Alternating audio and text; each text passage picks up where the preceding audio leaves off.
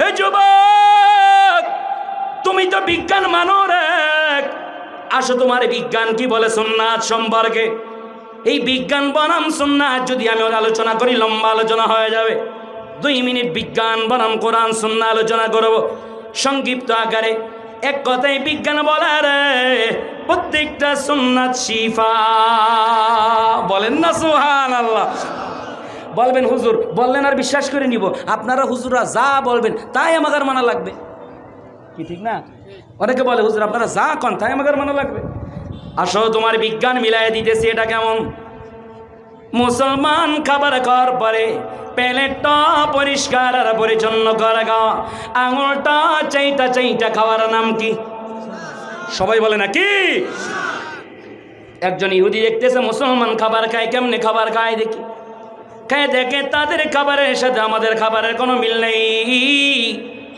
প্রথমেই দেখে তারা দস্তরখান একটা কাপড় ব্যবহার করে। সরদারে দো আলম বলেন যেই ঘরে দস্তরখানের আমল চালু থাকবে রে, ওই ঘরে কখনোই রিজিকের অভাব হবে না। শতকরা 98 জন মুসলমানের ঘরে দস্তরখান নাই। কথা কয় না কেন? ঠিক। শেষে যায় দেখতেছে মুসলমান কি সুন্দর আঙুল চাইটা চাইটা খায়, মনে হয় যেন খাবারের চাইতে আঙুল চাইটা বেশি মজা পায়। আরে কথা কয় না কেন? ঠিক না? ইহুদি গবেষক ল্যাবে চলে গেল, খাবার নিয়ে খাইছে। খাবার পরে আইটা লাগে থাকে, আমাদের জিনেদা যশোরের ভাষায় বলে এটে এটে আইটা। মাশাল্লাহ। তুমি এই হাতের থেকে আইটা নিয়ে আইটার ভিতরে গবেষণা করে দেখছে রে আমার রব্বে কারীম ডান হাতের ভিতরে এমন একটা কুদরতি মেডিসিন দান করেছে। খাবার খাবার পর যে যত বেশি পরিমাণে আঙ্গুলগুলা চাইটা চাইটা খাবে, প্লেটটা পরিষ্কার আর পরিচ্ছন্ন করে খাবে রে, আল্লাহ তাআলা তার হজম শক্তিটা তত দ্রুত ক্লিয়ার করে দিবে। কয়েছে তাও মানতে পারলাম না, কারণ যুব সমাজ এখন চালু না খুব। কয়েছে তাও মানলাম না, আপনি বললেন আর মেনে নিব। কোন বিজ্ঞান গবেষণা করেছে? আরো মিলায় নাও। আজকে মাহফিল শুনে যাওয়ার পর বাড়িতে যায় আম্মা জানকে বলবে আম্মা জান যে তরকারি রান্না করেছেন একই তরকারি 2 পাত্রে দেন। অর্ধেক অর্ধেক তরকারি একটা থেকে হাত দিয়ে উঠায় নেবেন, আর একটা থেকে চামিচ দিয়ে উঠায় নেবেন, অর্ধেক অর্ধেক তরকারি রেখে দিবেন। আম্মা জানকে বলবেন আম্মা জান ফ্রিজে রাখা যাবে না, বাইরে রেখে দিবেন। এত সুন্দর মজা হয়েছে, সকালে আমার সামনে আবার এই অর্ধেক অর্ধেক তরকারি আমার সামনে 2 বাটি দিবেন। আপনাদের কাছে প্রশ্ন, সকালে 2 বাটি তরকারি যদি আপনাদের সামনে দেয়, কোন তরকারির বাটি নষ্ট, কোন বাটির তরকারি নষ্ট হয়ে যাবে? কি বলেন? বুঝে শুনে বলেন কোনটা? কেন? হাত বানাইছে কে? আরে জোরে বলে না কে? আর বিজ্ঞান বানাইছে চামিচ। তাহলে আল্লাহ হাত বানাইছে, এটা দিলে নষ্ট হয়ে যাবে, চামিচ দিয়াটা ভালো থাকবে কেন? তাহলে নিশ্চয় হাতের ভিতরে কোনো মেডিসিন ম্যাজিক আছে না নাই? আরে কথা বলেন আছে না নাই?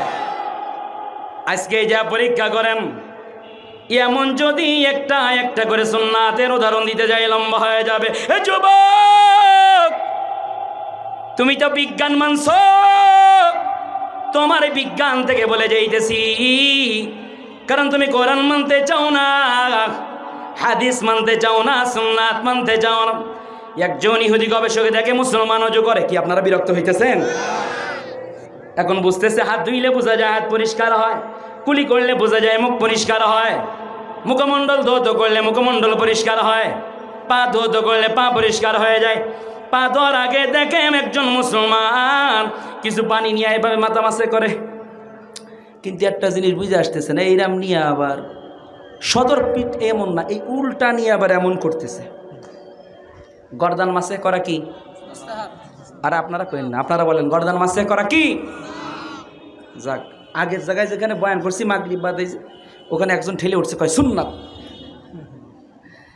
গর্দান মাসে করা মুস্তাহাব। ইহুদি গবেষক জানে মুসলমানেরা কোনো বৃথা কাজ করতে পারে, কিন্তু যত ফাউল আউল ফাউল সিটারি বাটপারি সব এখন মুসলমান করে। এ যুবক কথা কইস না, শোনা পাখি তোরা তোরাই করিস, তোরা আমরা যুবকরা সব খারাপ কাজ করি, মুরব্বীরা তো অটো ভালো হয়ে গেছে। যুবক তোমরা ভালো হয়ে যাও, মুরব্বীরা কবে এই হুজুর খালি যুবকরা ডেকে ডেকে কথা কয়, আমাকে আর কিছু কয় না। ও বাজান, আপনারা তো অটো ভালো হয়ে গেছেন। আর এই সমাজের যত অকারেন্স ঘটায় মুরব্বীরা না, যুবকরা। সমাজের যুবক যদি ভালো হয়ে যায় তো সমাজ ভালো হয়ে যাবে। পাইকগাছার সমাজের যুবকরা ভালো হয়ে গেলে পুরো পাইকগাছার সমাজটা ভালো হয়ে যাবে। কথা বলেন ঠিক কিনা? এখন ইহুদি গবেষক চলে গেল, যে গবেষণা শুরু করেছে মুসলমান ডান পাশ দিয়ে করলে একটা জিনিস নাই, বুঝতাম না ডান পাশ দিয়ে করছে, তা আবার উল্টা পাশ, এখানে পানি লাগাইছে উল্টা পিঠে, পানি লাগাই আবার গর্দানে এমন লাগাইছে, এরপরে এখান থেকে বিন্দু পরিমাণে পানি নিয়া ল্যাবের ভিতরে লয়ে যায় মেশিনে দিয়ে রিসার্চ শুরু করে দেখছে রে, হাতের উল্টা পাশে রে চামড়ার পানি যদি কোনো বান্দার গর্দানের ভিতরে রাখে, আল্লাহ তাআলা ওই পানির ভিতরে গর্দানের শিরার জন্য আল্লাহ তাআলা সুস্থতা রেখে দিয়েছে। একটা মুস্তাহাবের ভিতরে যদি এমন কল্যাণ থাকে, তাহলে একটা সুন্নাতের ভিতরে আরো কত কল্যাণ আছে না জানি, একটা ওয়াজিবের ভিতরে আরো কত বেশি কল্যাণ নিহিত আছে না জানি, একটা ফরজের ভিতরে আরো কত বেশি কল্যাণ নিহিত আছে। আরে কথা বলেন ঠিক কিনা? এই জন্য আসেনি বিষয়ের লম্বা আলোচনায় যাব না, এই জন্য যুবক সর্বোপরি চলে আসি সরদারে দো আলম নবীকে বলেন, এরে আমার উম্মত, পায়ের তলা থেকে লিয়া চুলের আগা পর্যন্ত সুন্নাতের রঙে যদি রঙিন হতে পারো রে, আমি হাবিব ঘোষণা করে গেলাম, আমার সাহাবায়ে কিরাম উম্মতদেরকে জানায় দিও রে, কিয়ামতের কঠিন ময়দানে আমন উম্মতকে মালিকের কাছ থেকে শাফাত করায়া স্বহস্তে হাউজে কাউসার পান করায়া আমার সাথে তারে মালিকের জান্নাতে লয়ে যাব। বলেন হুজুর এত বারবার কেন আখিরাতের কথা বলেন, বারবার কেন আখিরাতের কথা বলেন? ও আমার যুবক ভাই, মুরব্বী বাপজানেরা, পর্দার আলের মা বোনেরা, আল্লাহ তাআলা সর্বপ্রথম আমাদের রূহগুলোকে বানাইলেন। রূহ এমন একটা জিনিস যেটা দেখা যায় না। উলির রূহ মিন আমরি রাব্বি, আলমে আরওয়াহ রাখলেন, ওটা ক্ষণস্থায়ী জায়গা, মায়ের গর্ভে নিয়ে আসলেন, ক্ষণস্থায়ী জায়গা, দুনিয়ার জমিনে নিয়ে আসলেন। আর দুনিয়া মাজনাতুল আখিরা, কই দুনিয়া এমন একটা জায়গা, ক্ষণস্থায়ী জায়গা, আখিরাতের সামান অর্জন করার জায়গার নাম হলো দুনিয়া। কথা বলেন না কেন ঠিক কিনা? এ যুবক, ও মুরব্বী বাপজানেরা, ও পর্দার আলের আমার আম্মা জানেরা, আমাদের আসল বাড়ি হলো জান্নাত।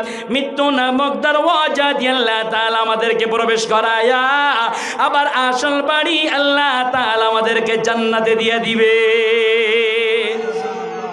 কিন্তু দুনিয়ার জীবনটা আমলে সালেহা করতে হবে। ইল্লাল্লাযীনা আমানু ওয়া আমিলুস সালিহাত, আমলে সালেহা করতে হবে। এ আমার যুবক ভাই, মুরব্বী বাপজানেরা, পর্দার আলের মা বোনেরা, আল্লাহ পাক রব্বুল আলামিন কালামে হাকিমের পরতে পরতে আখিরাতের কথা বলেন। আল্লাহ তাআলা দুনিয়াটারে বানাইলেন কেমনে? আল্লাহ তাআলা দুনিয়াটারে বানাইলেন, পানির ঢেউয়ে বাড়িতে বাড়িতে ফানা সৃষ্টি হয়ে যায়, ফানা জমা হইতে হইতে ওখান থেকে মাটি সৃষ্টি হয়ে যায়। ওখান থেকে আল্লাহ তাআলা জমিনটারে বানাইলেন। আল্লাহ তাআলা জমিনটারে বানাইলেন, পানির উপরে বানাইলেন। পানির উপরে বানাবার পর পানি ঢেউয়ের বাড়িতে জমিন লড়াচড়া করে। এ জমিন যদি লড়াচড়া করে রে, আশরাফুল মাখলুকাত বসবাস করতে পারবে না। সামান্য 3.5, 4.1, 4.3 মাত্রায় ভূমিকম্প হয়। কোটি কোটি টাকা বিল্ডিং, কোটি কোটি টাকা খরচ করে বিল্ডিং বানাইছে, দৌড়ায় পালায় যে বাঁচতে হবে, জীবন বাঁচাইতে হবে। কিন্তু হযরত ইসরাফিল আলাইহিস আল্লাহ পাক রব্বুল আলামিন জমিনটারে কেমনে স্থির করলেন? ও আমার যুবক ভাই, মুরব্বী বাপজানেরা, পর্দার আলের মা বোনেরা, হাজার হাজার টাকা খরচ করে তোমরা সাজেক পাহাড় দেখতে যাও, নীলগিরি পাহাড় দেখতে যাও, বান্দরবন পাহাড় দেখতে যাও। আল্লাহ তাআলা শুধুমাত্র চক্ষু শীতলতার জন্য বানায়নি। হ্যাঁ, ওটা ভিন্ন চ্যাপ্টারের আলোচনা। আফালা ইয়ানজুরুনা ইলাল ইবিলি কাইফা খুলিকাত ওয়া ইলাস সামাই কাইফা রুফিআত ওয়া ইলাল জিবালি কাইফা নুসিবাত, ওটা তো ভিন্ন চ্যাপ্টারের আলোচনা। কিন্তু আল্লাহ তাআলা বলেন, আমি আল্লাহ তাআলা এই যে দুনিয়ার ভিতরে পাহাড়গুলা বানাইলাম, এমনি এমনি বানাই নাই। ওয়াল জিবালা আওতাদা, আমি আল্লাহ তাআলা পাহাড় বানাইলাম, এটা পেরেক স্বরূপ বানাইলাম। পেরেক স্বরূপ বানায়া যখন জমিনের উপরে মেরে দিলাম, জমিনটা স্থির হয়ে গেল। জমিন আর লড়তে চড়তে পারে না। বলেন না আল্লাহু আকবার। তবে ইসরাফিল আলাইহিস সালাতু ওয়াস সালাম যখন সিংহায় ফুঁক লাগায় দিবেন, দুনিয়ার হায়াত শেষ, ইসরাফিল সিংহায় ফুঁক দিয়া দিবারে আল্লাহ তাআলা বলেন ওয়াতাকুনুল জিবালু কাল ইগনিল মানফুশ।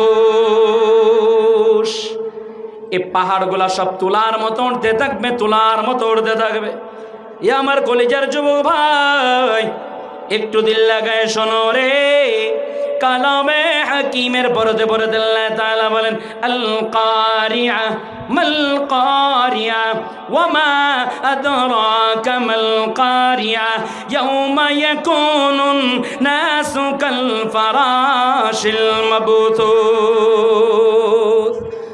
আল্লাহ তাআলা আমাদেরকে আশরাফুল মাখলুকাত বানিয়েছেন, আমরা সব বিক্ষিপ্ত পতঙ্গরাজির মতো হয়ে যাব। ও আমার যুবক ভাই, মুরব্বী বাপজানেরা, পর্দার আলেরা, মা বোনেরা, হযরত ইসরাফিল সিংহায় ফুঁক দিয়া দিবারে ইদা জুলজিলাতিল আরদু জিলজালাহা, জমিন তার কম্পনে প্রকম্পিত হয়ে যাবে। ওয়া আখরাজাতিল আরদু আসকালাহা, জমিনের গর্ভে যা আছে সব জমিন বাহির করিয়ে দিবেন। ওয়া ক্বালাল ইনসানু মা লাহা, আমরা মানুষেরা উঠতে থাকবো আর বলবো হাই কি হলো রে, হাই কি হলো রে, এ জমিনের কি হলো। এ যুবক, কিয়ামতের ময়দানে কেউ কারো নয়, কেউ কারোর উপকারে আসবে না। ইয়াউমা ইয়াফিরুল মারউ মিন আখিহি ওয়া উম্মিহি ওয়া আবিহি ওয়া সাহিবাতিহি ওয়া বানিহি। ভাই ভাইয়ের কোনো পরিচয় নাই, মা সন্তানের পরিচয় নেই, বাবা সন্তানের পরিচয় নেই, সন্তান বাবার পরিচয় দিবে না। আমি এই সন্তান যে বাবার পরিচয় দিবে না, এখানে 1 মিনিট ব্যাখ্যা করিয়ে যাব। মুফাসসিরিন ইকরাম বলেন আল্লাহ তাআলা ভাইয়ের কথা কেন আগে বললেন, এই আয়াতটা কেন আগে নিয়ে আসলেন? লম্বা ব্যাখ্যা আছে, লম্বা ব্যাখ্যা নয়। একজন বাবা, মুফাসসিরিন ইকরাম বলেন, একটা নেকির জন্য জাহান্নামের ফয়সালা হয়ে যাবে। আল্লাহ তাআলার কাছে বান্দা বলবে, আল্লাহ একটু সময় দেন, আপনাকে একটা নেকি নিয়ে এসে দিব। আল্লাহ তাআলা ওই সময় বান্দাকে বলবেন, এরে বান্দা, এই ময়দানে কেউ কারো নেকি দিবে না, সময় দিবে না।